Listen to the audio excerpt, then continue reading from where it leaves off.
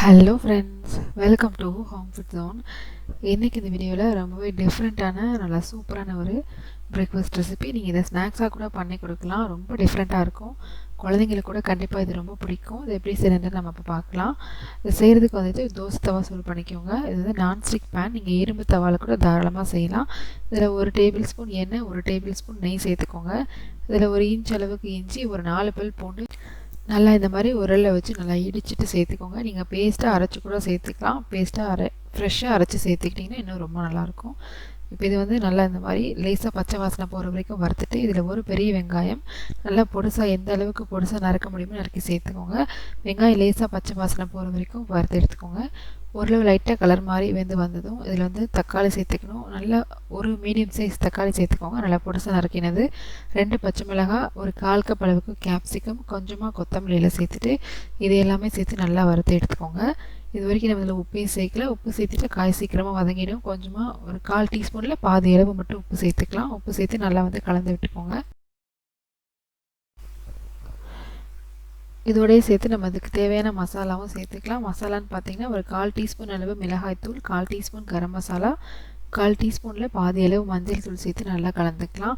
நம்ம இதில் பச்சை மிளகாய் சேர்த்துருக்கிறதுனால ஒரு 1/4 டீஸ்பூன் அளவு நான் மிளகாய்த்தூள் சேர்த்துருக்கேன். நீங்கள் காரம் அதிகமாக எடுத்துப்பீங்கன்னா அதுக்கேற்ற மாதிரி நீங்கள் அதிகமான குவான்டிட்டி சேர்த்துக்கலாம்.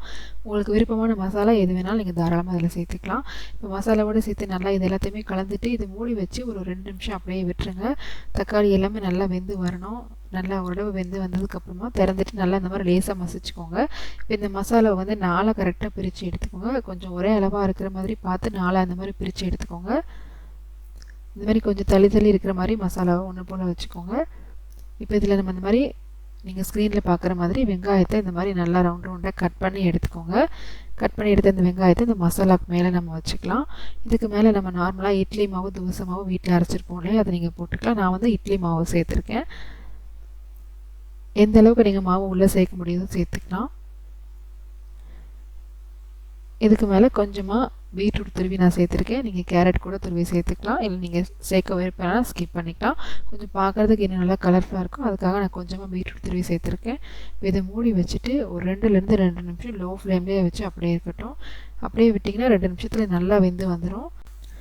ஒருவேளை உங்களுக்கு சரியாக வேகாத மாதிரி தெரிஞ்சதுன்னா நீங்கள் திரும்பவும் ஒரு 30-40 செகண்ட் மூடி வச்சு வேக வச்சு எடுத்துக்கோங்க. தேவைப்பட்டால் கொஞ்சம் எண்ணெய் கூட தாராளமாக நீங்கள் சேர்த்துக்கலாம். இப்போ இது நம்ம எடுத்துடலாம். நல்லா சுட சுட சர்வ் பண்ணலாம். ரொம்ப நல்லாயிருக்கும். நல்ல காரசாரமாக ரொம்ப நல்லாயிருக்கும். நல்லா டிஃப்ரெண்ட்டாகவும் இருக்கும். குழந்தைங்களுக்கு கூட கண்டிப்பாக ரொம்ப பிடிக்கும். இதே மாதிரி கண்டிப்பாக நீங்களும் செஞ்சு பாருங்கள். இந்த ரெசிபி உங்களுக்கு பிடிச்சிருந்ததுன்னா லைக் பண்ணுங்கள், ஷேர் பண்ணுங்கள், கமெண்ட் பண்ணுங்கள். கண்டிப்பாக வந்து ஹோம் ஃபுட் ஜோனுக்கு சப்ஸ்கிரைப் பண்ண மறக்காதீங்க. நாளைக்கு இதே மாதிரி ஒரு நல்ல ரெசிபியோட உங்களை வந்து மீட் பண்ணுறேன். அது வரைக்கும் பாய்.